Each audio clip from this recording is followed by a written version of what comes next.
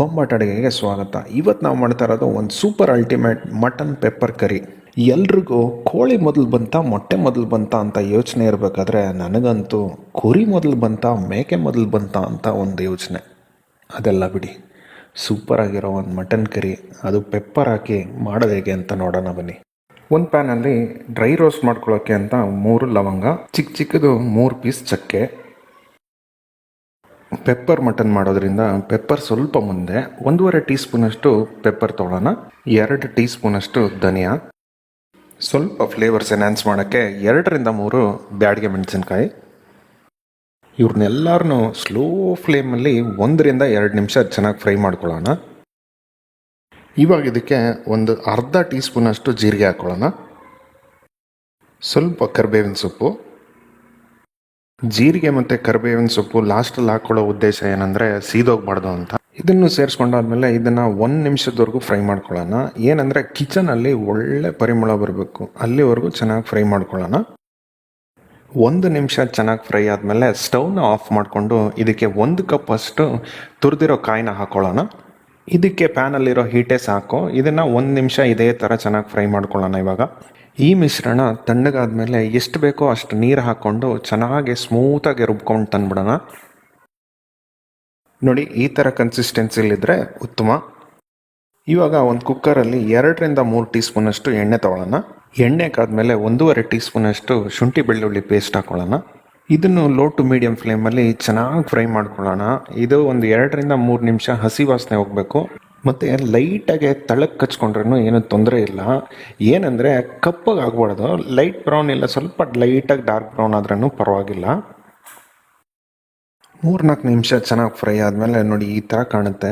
ಆವಾಗ ಇದಕ್ಕೆ ದೊಡ್ಡದಾದರೆ 2, ಚಿಕ್ಕದಾದರೆ 3 ಈರುಳ್ಳಿ ಸಣ್ಣದಾಗಿ ಹೆಚ್ಚಿಟ್ಕೊಂಡಿದ್ದೆ, ಅದನ್ನು ಹಾಕ್ಕೊತಾ ಇದ್ದೀನಿ. ಈರುಳ್ಳಿಗೆ 1 ಚಿಟಿಕೆ ಉಪ್ಪು ಹಾಕ್ಕೊಂಡು ಬೇಯಿಸೋದ್ರಿಂದ ಸ್ವಲ್ಪ ಜಲ್ದಿ ಬೇಯುತ್ತೆ ಅಂತಾರೆ. ಸೊ ಅದಕ್ಕೆ 1 ಚಿಟಿಕೆ ಉಪ್ಪು ಹಾಕ್ಕೊಂಡಿದ್ದೀನಿ. ಈರುಳ್ಳಿನೇ ಅಷ್ಟೇ ಲೈಟಾಗಿ ಗೋಲ್ಡನ್ ಬ್ರೌನ್ ಆಗೋವರೆಗೂ ಚೆನ್ನಾಗಿ ಫ್ರೈ ಮಾಡ್ಕೊಳ್ಳೋಣ. ನೋಡಿ, ಈ ಥರ ಲೈಟಾಗಿ ಗೋಲ್ಡನ್ ಬ್ರೌನ್ ಆದಮೇಲೆ ಇದಕ್ಕೆ 1 kg ಅಷ್ಟು ಮಟನ್ ಹಾಕ್ಕೊತಾ ಇದ್ದೀನಿ. ಇವಾಗ ಮಟನ್ಗೆ ಬೇಕಾದಷ್ಟು ಉಪ್ಪನ್ನು ಸೇರಿಸ್ಕೊಂಬಿಡೋಣ. ಒಂದು ಜ್ಞಾಪಕ ಇಟ್ಕೊಳ್ಳೋದು ಏನಂದರೆ ಈರುಳ್ಳಿಗೂ ಸ್ವಲ್ಪ ಉಪ್ಪು ಹಾಕಿದ್ವಿ, ಸೊ ನೋಡ್ಕೊಂಡು ಹಾಕ್ಕೊಳ್ಳಿ. ಇವಾಗ ಇದಕ್ಕೆ ಅರ್ಧ ಚಮಚದಷ್ಟು ಅರಿಶಿನದ ಪುಡಿ ಹಾಕ್ಕೊಂಡು ಮಟನ್ನ ಚೆನ್ನಾಗಿ ಫ್ರೈ ಮಾಡ್ಕೊಳ್ಳೋಣ. ಈ ಥರ ಫ್ರೈ 10 ನಿಮಿಷನೂ ಆಗ್ಬೋದು, 15 ನಿಮಿಷನೂ ಆಗ್ಬೋದು. ಏನಂದರೆ ಇದು ಎಷ್ಟು ಚೆನ್ನಾಗಿ ಫ್ರೈ ಆಗುತ್ತೆ, ಹಸಿ ವಾಸನೆ ಏನೂ ಬರಲ್ಲ, ಮತ್ತು ಮಟನ್ ಡಿಶ್ಶೂ ಅಷ್ಟೇ ಚೆನ್ನಾಗಾಗುತ್ತೆ. 12 ರಿಂದ 15 ನಿಮಿಷ ಚೆನ್ನಾಗಿ ಫ್ರೈ ಆದಮೇಲೆ ದೊಡ್ಡದಾದರೆ 1, ಚಿಕ್ಕದಾದರೆ 2 ಟೊಮ್ಯಾಟೋನ ಸಣ್ಣದಾಗಿ ಹೆಚ್ಚಿಟ್ಕೊಂಡಿದ್ದೆ, ಅದನ್ನು ಹಾಕ್ಕೊತಾ ಇದ್ದೀನಿ. ನಾವು ಕಮ್ಸ್ ದಿ ಮ್ಯಾಜಿಕ್ ಇಂಗ್ರೀಡಿಯೆಂಟು 1.5 ರಿಂದ 2 ಟೀ ಸ್ಪೂನಷ್ಟು ಮಟನ್ ಮಸಾಲ ಹಾಕ್ಕೊಳ್ಳೋಣ. ನಾನಿಲ್ಲಿ ಹಾಕ್ಕೊತಾ ಇರೋದು ಆಚಿದು ಮಟನ್ ಮಸಾಲ. 2 ರಿಂದ 3 ನಿಮಿಷ ಇದೇ ಥರ ಚೆನ್ನಾಗಿ ಫ್ರೈ ಮಾಡ್ಕೊಳ್ಳೋಣ. 2-3 ನಿಮಿಷ ಟೊಮ್ಯಾಟೊ ಚೆನ್ನಾಗಿ ಫ್ರೈ ಆದಮೇಲೆ ರುಬ್ಬಿಟ್ಕೊಂಡಂಥ ಮಸಾಲಾನ ಹಾಕ್ಕೊಳ್ಳೋಣ. ಮಸಾಲ ಹಾಕಿದ್ಮೇಲೆ ಒಂದ್ಸಲಿ ಚೆನ್ನಾಗಿ ಮಿಕ್ಸ್ ಮಾಡ್ಕೊಳ್ಳೋಣ. ಚೆನ್ನಾಗಿ ಒಂದ್ಸಲಿ ಮಿಕ್ಸ್ ಮಾಡ್ಕೊಂಡಾದ್ಮೇಲೆ ಒಂದು ಅಳತೆ ಸಿಗುತ್ತೆ ನಿಮಗೆ ನೀರಿಗೆ. ಜಸ್ಟ್ ಮಟನ್ ಮುಳುಗೋ ಅಷ್ಟು ಹಾಕ್ಕೊಳ್ಳಿ. ನಾನಿಲ್ಲಿ 3/4 ಕಪ್ಪಷ್ಟು ಹಾಕ್ಕೊಂಡಿದ್ದೀನಿ ನೀರು. ಅದೇ ಮಿಕ್ಸಿ ಜಾರಲ್ಲೇ ವಾಶ್ ಮಾಡಿಕೊಂಡು ಅದನ್ನೇ ಹಾಕ್ತಾಯಿದ್ದೀನಿ. 3/4 ಕಪ್ಪಷ್ಟು ನೀರು ಹಾಕ್ಕೊಂಡಾದ್ಮೇಲೆ ಒಂದ್ಸಲಿ ಚೆನ್ನಾಗಿ ಮಿಕ್ಸ್ ಮಾಡ್ಕೊಳ್ಳೋಣ. ಈ ಟೈಮಲ್ಲಿ ಉಪ್ಪು ಚೆಕ್ ಮಾಡ್ಕೊಂಬಿಡೋಣ. ನನಗೆ ಸ್ವಲ್ಪ ಉಪ್ಪು ಕಮ್ಮಿ ಅನಿಸ್ತಾ ಇದೆ, ಅದಕ್ಕೆ ಲೈಟಾಗಿ ಹಾಕ್ಕೊತಾ ಇದ್ದೀನಿ. ಲೈಟಾಗಿ ಮಿಕ್ಸ್ ಮಾಡಿಕೊಂಡು ಎಳೆ ಮಾಂಸ ಇದ್ದರೆ 3 ವಿಸಿಲ್ ಸಾಕು. ಬಲ್ತಿರೋ ಮಾಂಸ ಆದರೆ 4 ರಿಂದ 5 ವಿಸಿಲ್ವರೆಗೂ ತೊಗೋಬೋದು.